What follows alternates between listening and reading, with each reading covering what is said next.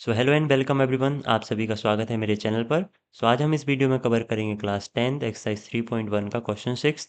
चलिए देखते हैं। क्वेश्चन में हमको गिवन है, given the linear equation 2x plus 3y minus 8 is equal to 0, right another linear equation in two variable such that the geometrical representation of the pair so form is intersecting lines, parallel lines, coincident line.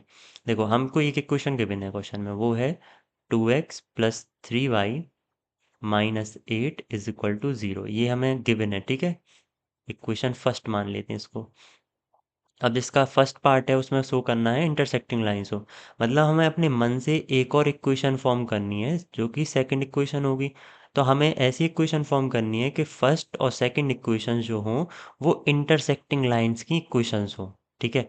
अब हमें पढ़ा है कि जो intersecting lines होती हैं हमारी, intersecting lines, उसकी कंडीशन क्या होती है? उसकी कंडीशन होती है a1 upon a2 is not equal to b1 upon b2। ठीक है, यही पढ़ा हमने कि a1 a2 का रेशियो और b1 b2 का रेशियो इक्वल नहीं होना चाहिए। और जब ये कंडीशन सेटिस्फाई होती है तो गिवन इक्वेशंस कैसी होती हैं? इंटरसेक्टिंग लाइंस की होती हैं। तो हमें अपने मन से इक्वेशन ऐसी बनानी है जिससे ये कंडीशन सेटिस्फाई हो जाए, ठीक है। तो let x plus 3y minus 4 is equal to 0। ठीक है, हमने ये बनाई इक्वेशन। अब चेक करते हैं। अब यहाँ देखो, ए वन क्या है? ए वन क्या है हमारा? 2 है। फर्स्ट इक्वेशन में जो एक्स का कोफिशेंट है वो है ए वन। बी वन क्या है हमारा? वो है 3। ठीक है, यहाँ सेकंड इक्वेशन से ए टू की वैल्यू क्या है? वो है 1। एक्स का कोफिशेंट यहाँ 1 है, जो हमने माना, हमने अपने मन से बनाई इक्वेशन। और यहाँ पर टू बी टू की वैल्यू क्या है? 3 है। ठीक है, ये हमने अपने मन से माना, x प्लस 3y माइनस 4, ये अपने मन से बनाई मैंने।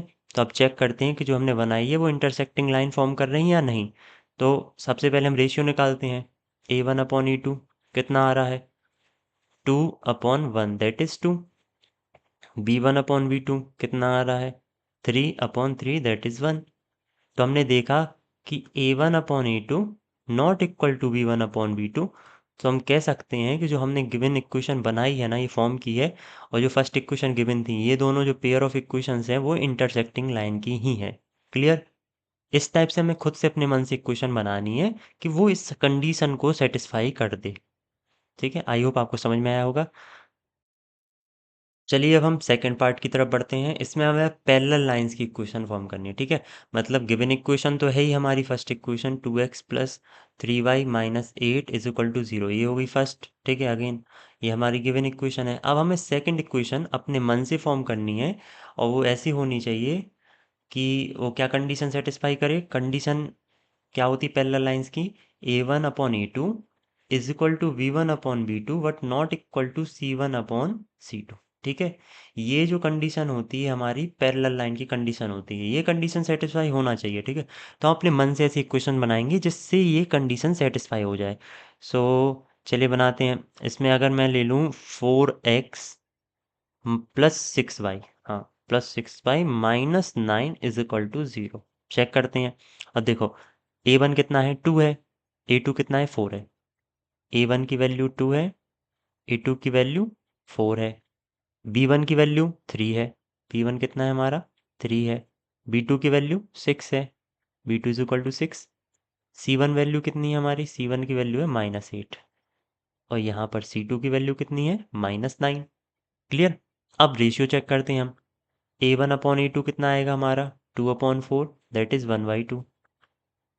ठीक है, वी वन वी टू का रेशियो निकालते हैं। कितना होगा? 3/6 that is 1/2। C one C two का रेशियो फाइंड करते हैं, क्या होगा? -8 अपॉन -9, माइनस से माइनस कटेगा, फाइनल बचेगा 8/9। तो आपने क्या देखा यहाँ पर? वही हो गई ना कंडीशन, कंडीशन सेटिस्फाई हो गई हमारी।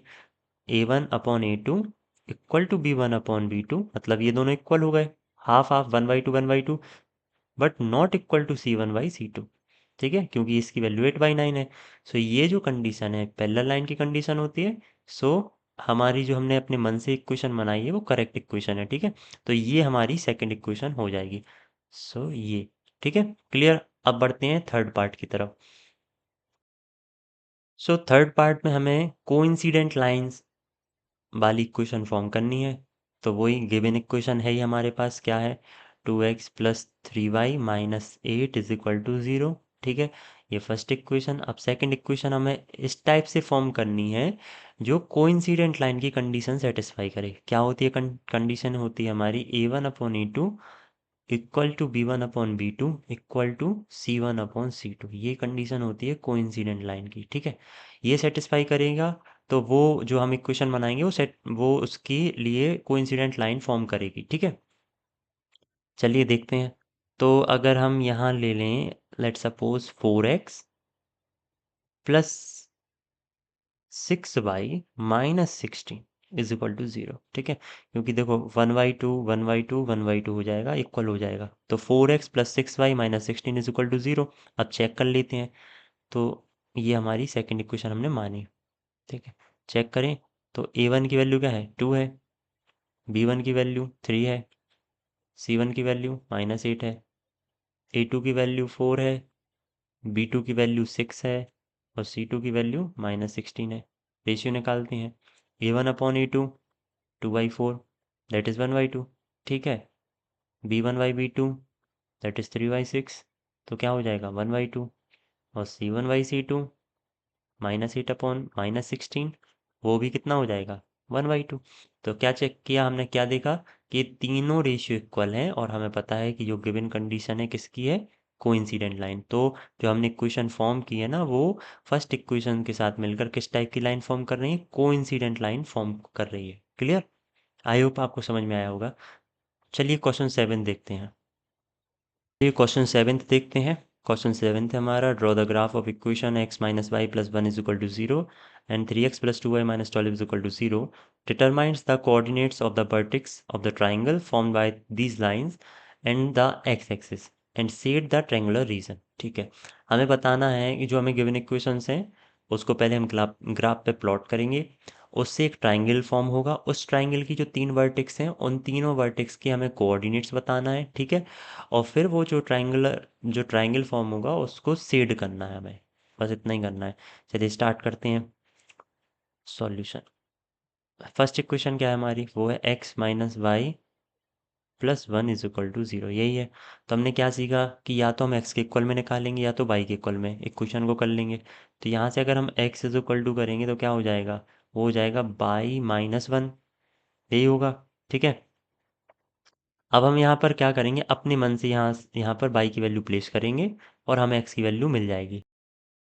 तो चलिए रखते हैं। सबसे पहले हम y की वैल्यू को यहाँ पर 1 प्लेस करते हैं। ठीक है, अगर हम y की वैल्यू को 1 प्लेस करेंगे तो क्या हो जाएगा, x is equal to 1 minus 1 that is 0। तो x की वैल्यू हमारी क्या हो जाएगी, 0 हो जाएगी।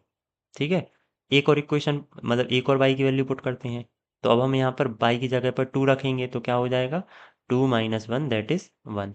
तो अगर हम y की प्लेस पर 2 प्लेस किया तो हमें x की वैल्यू क्या मिल गई, 1 मिल गई। क्लियर? अब सेकंड इक्वेशन देखो। सेकंड इक्वेशन है 3x plus 2y minus 12 is equal to 0। यहाँ से भी हम x के इक्वल में कर लेते हैं इक्वेशन को, तो क्या हो जाएगा, x इज इक्वल टू हो जाएगा हमारा 12 माइनस 2y और 3 मल्टीप्लाई से डिवाइड में आ जाएगा अपॉन 3। क्लियर? अब यहाँ फिर हम अपने मन से y की वैल्यू प्लेस करेंगे और सॉल्व करेंगे तो हमें क्या मिल जाएगा, x की वैल्यू मिल जाएगी। तो हम सबसे पहले y के प्लेस पर 0 पुट करते हैं यहाँ पर। ठीक है, 0 रखते हैं, हम y की जगह पर 0 रखते हैं। तो क्या मिलेगा हमारे पास, x is equal to 12 minus 2 into 0 0 upon 3। तो फाइनली यहाँ पर आ जाएगा 12/3 दैट इज 4। 3 4 जा 12। तो हमें x की वैल्यू क्या मिल गई, 4 मिल गई। ठीक है, अब एक और अपने मन से y की वैल्यू रखते हैं। तो अब हम यहाँ पर 3 रखते हैं तो क्या हो जाएगा, x is equal to 12 minus 2 3 जा 6 अपॉन 3। ठीक है, क्या बचेगा, ये बचेगा हमारे पास 6। 12 माइनस 6 6 अपॉन 3। तो 3 2 जा 6। तो फाइनली हमने जब यहाँ पर y की वैल्यू 3 प्लेस की तो हमें x की वैल्यू क्या मिल गई, 2 मिल गई। ठीक है, आई होप इतना समझ गए होगे आप।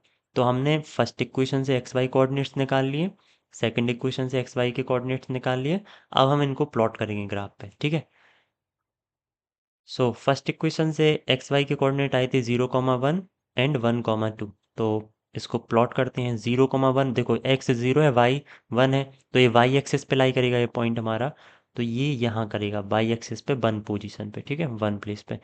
सेकंड है 1,2, तो x है 1, y है 2, तो x है 1, y है 2, ये हो जाएगा हमारा। ठीक है, अब इन दोनों पॉइंट्स को हम जब ज्वाइन करेंगे तो एक लाइन फॉर्म होगी हमारी। तो कुछ इस टाइप से हमारी एक लाइन फॉर्म होगी फर्स्ट इक्वेशन से। क्लियर। अब सेकंड इक्वेशन से जो हमने कोऑर्डिनेट निकाले थे उसको प्लॉट करते हैं। तो x की वैल्यू है 4, y की वैल्यू 0, 4,0। तो 4,0, अब यहाँ देखो y 0 है, x की वैल्यू 4 है, इसका मतलब ये जो पॉइंट है ये x एक्सिस पे लाई करेगा क्योंकि इसमें y की वैल्यू 0 है। तो ये x एक्सिस पे यहाँ लाई करेगा 4,0। क्लियर। सेकंड पॉइंट 2,3, तो 2x पे और 3y पे, तो ये रहा हमारा 2,3 पॉइंट। ठीक है, ये वाला और ये दो पॉइंट हो गए हमारे, ये वाला एक पॉइंट है, ये वाला। इनको मीट करेंगे तो एक और लाइन फॉर्म होगी हमारी फाइनल। तो फाइनल कुछ इस टाइप से हमारा ग्राफ फॉर्म होगा। क्लियर। अब आप देख रहे होगे इस ग्राफ में आपको एक ट्राइंगल दिख रहा होगा लाइंस और एक्स एक्सिस से, ये हमारी एक्स एक्सिस है। ठीक है, और ये हमारी लाइंस है, इंटरसेक्टिंग लाइंस है। तो इससे आपको एक ट्राइंगल फॉर्म होता हुआ दिख रहा होगा। उस ट्राइंगल के हमें वर्टेक्स बताने हैं, 3 वर्टेक्स हैं, इसको मान ले रहे ए, इसको मान ले रहे बी और इसको मान ले रहे सी। क्लियर।